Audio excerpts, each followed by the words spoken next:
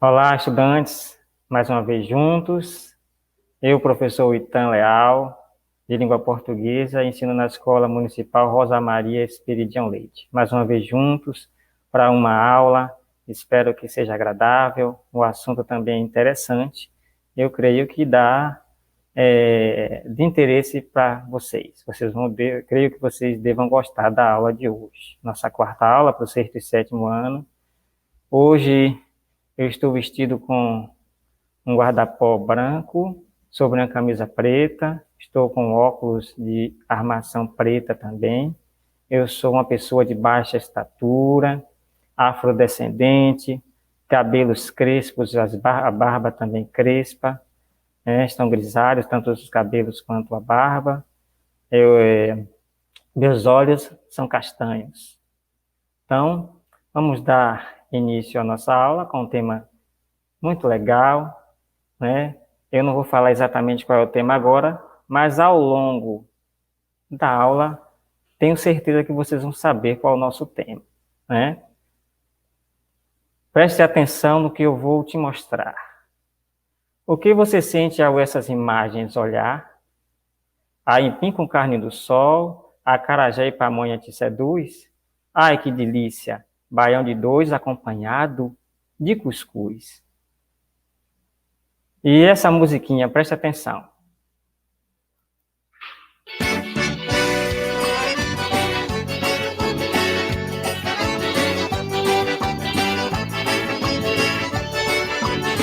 Você faz de mim neném, você me bota no colo, me dá tudo que eu quero, cuida bem do que é seu. Você faz de mim neném, me cobrindo de carinho, sou igual passarinho que tua gaiola me prendeu. Vou contar pra todo mundo, porque até agora não nasceu um neném bonitinho, safadinho, sem vergonha como eu, um neném bonitinho, safadinho, sem vergonha como eu. Esse ritmo, tu sabe qual é? Ele faz mexer os ombros e também arrastar o pé. Olha, agora repara direitinho no que diz essa mulher. Por eu ser nordestino, meu sotaque é diferenciado. Tem gente que ri, dizendo que eu falo engraçado. Estude mais a cultura e deixe de ser debochado. As palavras são diferentes, mas têm o mesmo significado. E eu vou mostrar o que é certo, o que muitos acham errado. Lá, chinelo é apracata, banco é tamborete, água com açúcar é garapa, pedaço de pau é porrete. Depressa é avexado, ser rápido é ligeiro, ser bobo é abestado, ser briguento é aringueiro. Lá em cima é lá em riba, roupa velha é mulambo, criança teimosa é mal ouvido, fazer careta é mungango. Quintal de casa é monturo, monte de terra é munduru, casa velha é tapera, ratazana é gabiru. Lá, levar uma surra é levar uma pisa, imitar é remedar, gente feia é marmota, rir dos outros é mangá. Assombração é visagem, trilha no meio do mato é vareda, estrada de barro é rodagem, quem pisa torto é zambeda. Lá, rede pequena é tipóia, tomar banho é se banhar, ser tímido é matuto, tomar café é merendar. E tem também a humana anatomia, que é o pau da venta, a tábua do queixo, o sovaco e a virilha. E tem também os beiços, os pinhaços, a batata da perna e a cana do braço. Isso é só o começo, não tem como falar tudo. Agora dizer que tá errado, eu acho isso um absurdo. O nosso Brasil é rico em cultura e esse é o nosso linguajar. Se tu não conhece a palavra, então começa a pesquisar. Olha, eu tenho orgulho dessa diversidade, isso eu não posso negar. E tenho mais orgulho ainda de ser de lá, encostadinha do Ceará. Olha, o meu orgulho é tão grande que quando a traiçoeira da morte resolver me levar e no dia do julgamento Jesus vier me falar: olhe, você foi pobre a outra vida, vou te dar uma vida de burguês. Eu vou dizer: ó meu Senhor, me deixe por favor ser nordestino outra vez. E aí, pessoal, se identificou com alguma dessas palavras? Você usa alguma dessas palavras? Como o nosso vocabulário é rico, hein? Palavras engraçadas, irreverentes e que fazem parte do nosso dia a dia. E esse casal arretado, você conhece? Dá uma olhadinha nessa fotografia. Vocês já ouviram alguém da sua família, seus avós, principalmente, falarem deles? Então, eu vou recitar um trecho de cordel só para você lembrar. Se você não se lembra, você lembrar, não é? A chegada de Lampião no inferno. Um cabra de Lampião, por nome Pilão Deitado, que morreu numa trincheira em certo tempo passado, agora pelo sertão anda correndo visão, fazendo mal assombrado. E foi quem trouxe a notícia que viu Lampião chegar. O inferno nesse dia faltou pouco para virar. Incendiou-se o mercado, morreu tanto cão queimado que faz pena até contar. Eita, homem brabo danado esse Lampião. Até tirar onda lá embaixo com o capeta, ele foi enfrentar o inimigo. Eita, Lampião arretado. Então, se você se identificou com essas imagens, se você reconheceu aquelas palavras do nosso vocabulário, do nosso falar diário, não é? Se identificou com tudo que estou mostrando, pois, certamente já sabe do que eu estou falando. Você é o quê? Então, com certeza você é do Nordeste. Terra de cultura rica, praias bonitas, mulher formosa e homens cabra da peste. Mas, mesmo assim, né, existem as coisas negativas com relação à nossa cultura por pessoas que não fazem parte dela, né? Mesmo com a simpatia e o jeito acolhedor da nossa gente, há quem nos tenha preconceito, coisa de pessoa tola e inconveniente. Quem não ama, não acolhe e nada sente. Coisa banal, mas olha o que diz Braulio Bessa sobre ser nordestino, afinal. Ser nordestino. Sou o gibão do vaqueiro, sou cuscuz, sou rapadura, sou vida difícil e dura, sou nordeste brasileiro, sou cantador, violeiro, sou alegria ao chover, sou doutor sem saber ler, sou rico sem ser granfino, quanto mais sou nordestino, mais tenho orgulho de ser. Da minha cabeça chata, do meu sotaque arrastado, do nosso solo rachado, dessa gente maltratada, quase sempre injustiçada, acostumada a sofrer, mas mesmo neste padecer, sou feliz desde menino. Quanto mais sou nordestino, mais orgulho tenho de ser. Terra de cultura viva, Chico Anísio Gonzagão, de Renato Aragão, Ariano e Patativa, gente boa e criativa. Isso só me dá prazer e hoje mais uma vez quero dizer, muito obrigado ao destino. Quanto mais sou nordestino, mais tenho orgulho de ser. Preciso mais dizer qual é o tema da nossa aula? Você se identificou com tudo isso? Então, você é nordestino, o Nordeste, essa região de cultura rica, tanto na culinária, quanto na literatura, quanto no artesanato. Somos nordestinos e temos que ter orgulho disso. Então, uma outra coisa que nós temos que abordar aqui é as produções literárias do nordestino. Não sei se você percebeu, mas apresentamos alguns textos literários de um tipo de literatura que você com certeza já deve conhecer. Por exemplo, esse trecho de Braulio Bessa, qual é o gênero textual utilizado por ele para as suas produções? Você sabe? Claro que sabe. Você é nordestino como ele, vai saber, tenho certeza que você sabe. Não é? Sabe que isso daí é literatura de cordel, um jeito irreverente que a nossa gente encontrou para falar dos seus problemas diários, não é? Então, a literatura de cordel é um tipo de literatura característico da nossa região. Todos nós já sabemos disso, não é? E qual é a origem da literatura de cordel? Esse tipo de literatura teve sua origem em Portugal com os trovadores medievais, entre os séculos XII e XIII.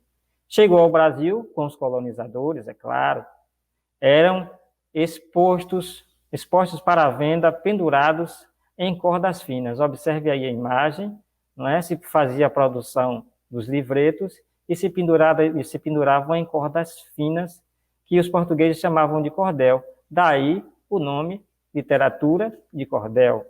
Foi popularizado no Brasil por volta do século XVIII. Então, ele entrou com mais força na nossa cultura a partir do século XVIII e ganhou força a partir daí. Mas o cordel tem suas características, não é? É uma literatura irreverente. O cordel nordestino tem como marca a maneira irreverente e coloquial de contar as histórias. Irreverente, alegre, não é? Coloquial, numa linguagem popular, simples. Então, qual é a temática? Existem inúmeras temáticas que são tratadas nos cordéis. Normalmente conta histórias fantásticas de personagens regionais, lembram de Lampião, que eu acabei de falar, ou situações do cotidiano, trazendo lendas do folclore, temas políticos, sociais, religiosos, temas profanos, entre outros. Então, o cordel, ele fala de várias coisas, não é? A temática é muito variada. Aqui em Feira, por exemplo, nós temos um encontro de violeiros, que o pessoal faz o que se chama de repente, não é? Se você assistir esse encontro de violeiros, você vai ver a habilidade que esses poetas nordestinos têm com a palavra, não é? Criando versos na hora, no mesmo momento que se dá o tema. Com o cordel não é diferente. As pessoas que produzem o cordel são extremamente criativas, têm uma visão de mundo ampla, e não falam de coisas tolas, eles também tratam de coisas sérias, não é? Se perceber aí, como já foi mostrado, como está aí no texto, se fala de política, de problemas sociais nos cordéis. Como é que é feita a ilustração do cordel? A ilustração do cordel é feita através da xilogravura. Xilo, madeira. Então, gravura, né, na madeira.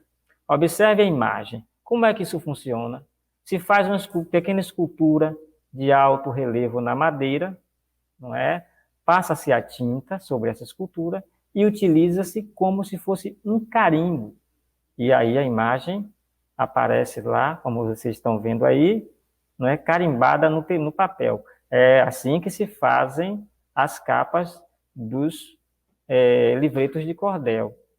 Hoje, com a impressora que apareceu com o avanço da tecnologia, provavelmente já tenha se mudado um pouco, né, essa forma de impressão dos cordéis. A oralidade é uma característica muito comum no cordel. O que é oralidade? A oralidade tem a ver com a forma que nós falamos no dia a dia, sem ser uma forma muito rebuscada, da norma padrão, da gramática. É aquela forma que nós falamos no dia a dia, com os outros, né, no nosso cotidiano. Ele utiliza a simplicidade, a linguagem regional, veja, linguagem regional, então regionalismo. Lembre daquela moça falando sobre o orgulho de ser nordestino. Olha como ela fala. Então, ela tem um jeito regional de falar, o que o torna uma expressão de fácil compreensão para a população em geral. Então, a linguagem tem que ser próxima da oralidade para que as pessoas mais simples, que não tenham muita escolaridade, compreendam o que está escrito pelo cordelista. E a estrutura do cordel? Todo mundo conhece. A estrutura do cordel é a mesma estrutura de um poema. Como é que o poema se estrutura? Ele se estrutura, não é, com versos e estrofes. Percebam o gráfico aí.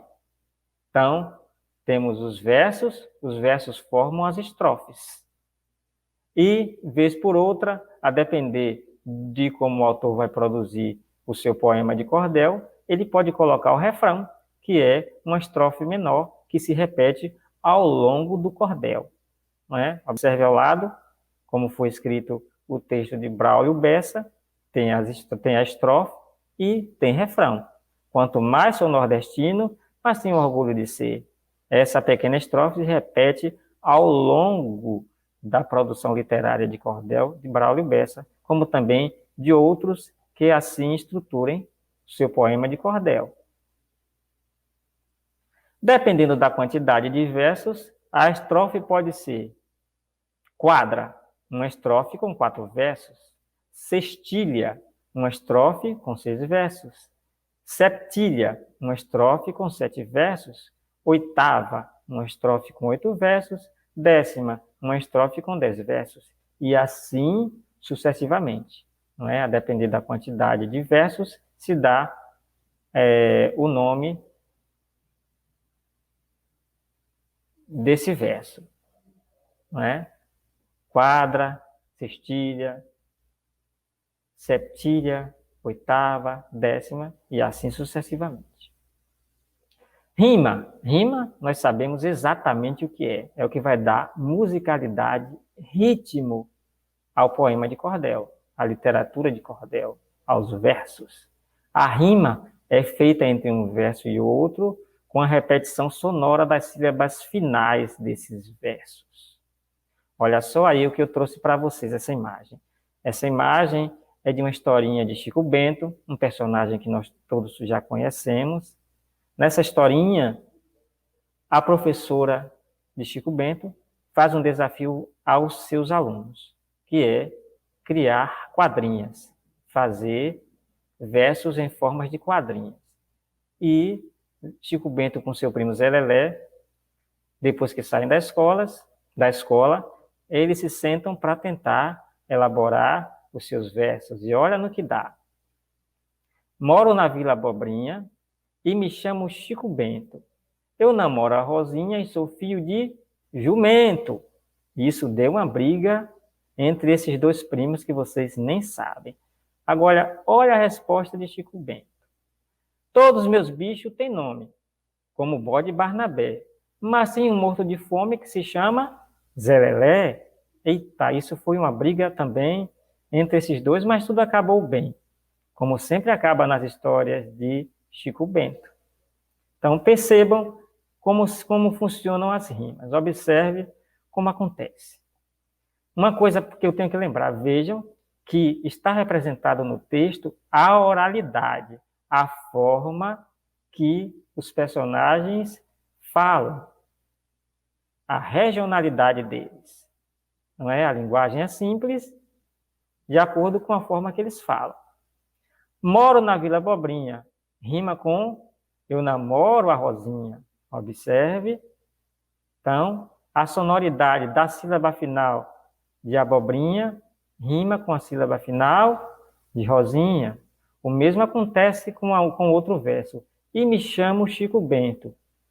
A sílaba final de Bento rima com a sílaba final de jumento. Eu sou filho de jumento. Todos os meus bichos têm nome. Nome rima com fome. Como o bode Barnabé, que rima com Zé Lelé. Então, a rima tem a ver com a sonoridade final de cada verso, que combinam com o verso subsequente. Ok? Isso é fácil de entender, vocês já sabem. Nós somos um povo musicado. Não sei se existe essa palavra, mas não é? Nós temos ritmo, e a rima dá ritmo, da musicalidade. Métrica, o nome já diz tudo. Olha, métrica tem a ver com a extensão de cada verso, a quantidade de sílabas de cada verso. A métrica, ela vai medir o que se chama de sílabas poéticas. O interessante é que essa métrica é contada até a sílaba tônica da última palavra. Não é até a última sílaba da última palavra, mas até a sílaba tônica da última palavra.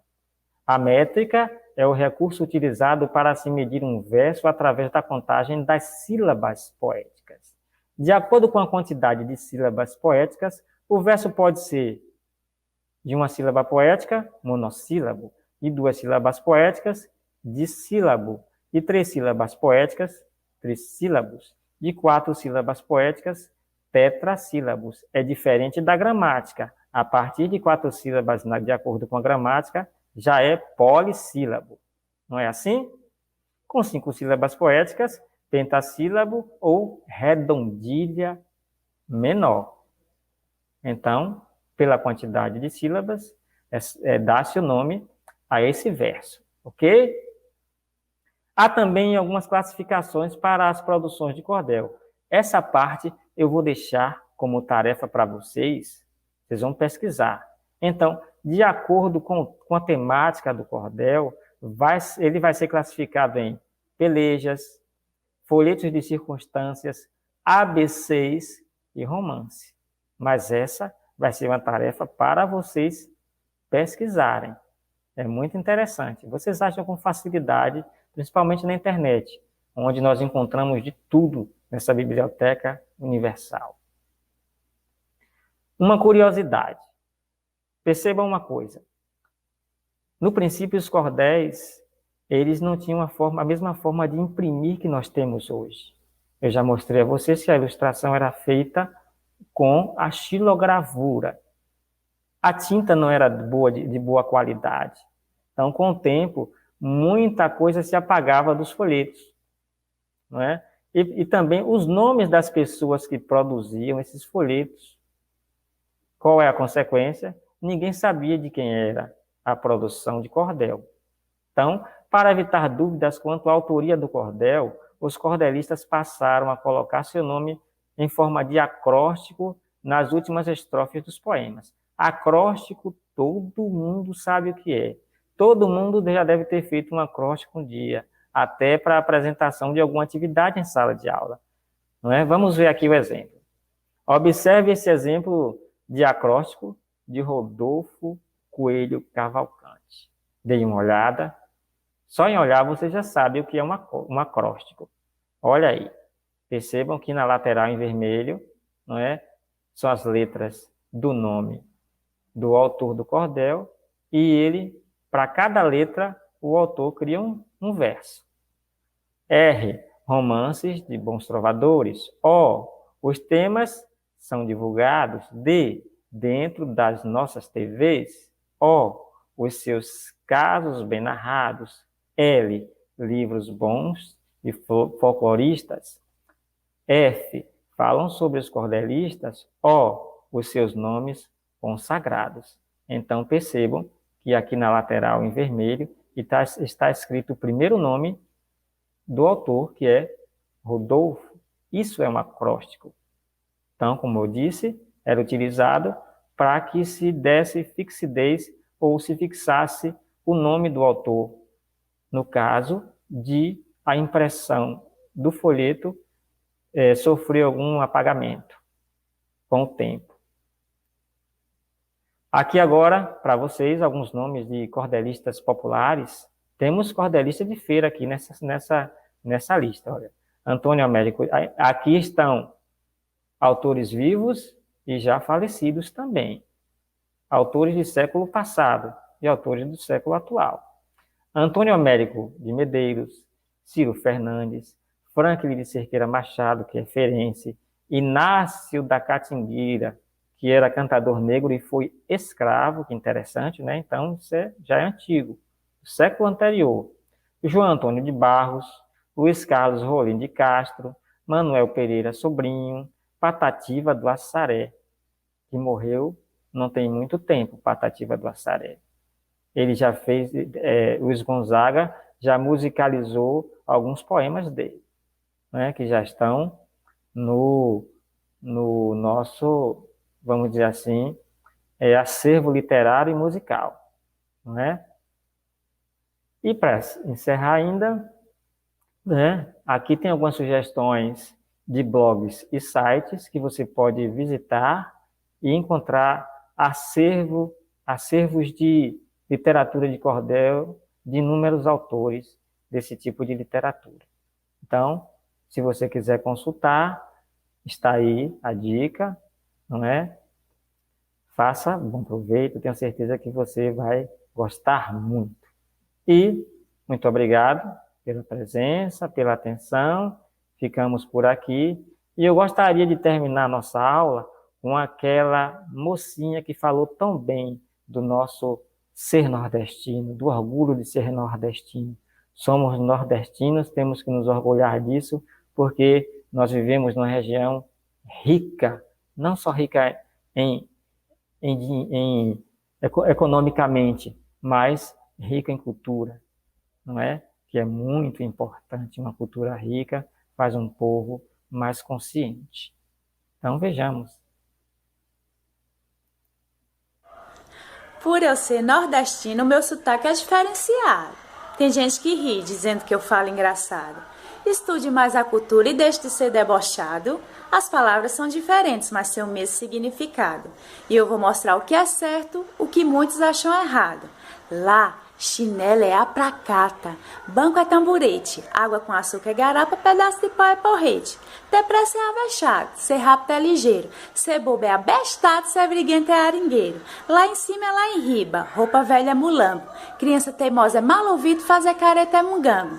Quintal de casa é monturo, monte de terra é munduru, casa velha é tapera, ratazana é gabiru. Lá, levar uma surra é levar uma pisa, imitar é remedar, gente feia é marmota, rir dos outros é mangá. Assombração é visagem, trilha no meio do mato é vareda, estrada de barro é rodagem, quem pisa torto é zambeda. Lá, rede pequena é tipóia, tomar banho é se banhar, ser tímido é matuto, tomar café é merendar. E tem também a humana anatomia, que é o pau da venta, a tábua do queixo, o sovaco e a virilha. E tem também os beiços, os pinhaços, a batata da perna e a cana do braço. Isso é só o começo, não tem como falar tudo. Agora dizer que tá errado, eu acho isso um absurdo. O nosso Brasil é rico em cultura e esse é o nosso linguajar. Se tu não conhece a palavra, então começa a pesquisar. Olha, eu tenho orgulho dessa diversidade, isso eu não posso negar. E tenho mais orgulho ainda de ser de lá, encostadinha do Ceará. Olha, o meu orgulho é tão grande que quando a traiçoeira da morte resolver me levar e no dia do julgamento Jesus vier me falar: olhe, você foi pobre a outra vida, vou te dar uma vida de burguês. Eu vou dizer: ó meu Senhor, me deixe por favor ser nordestina outra vez.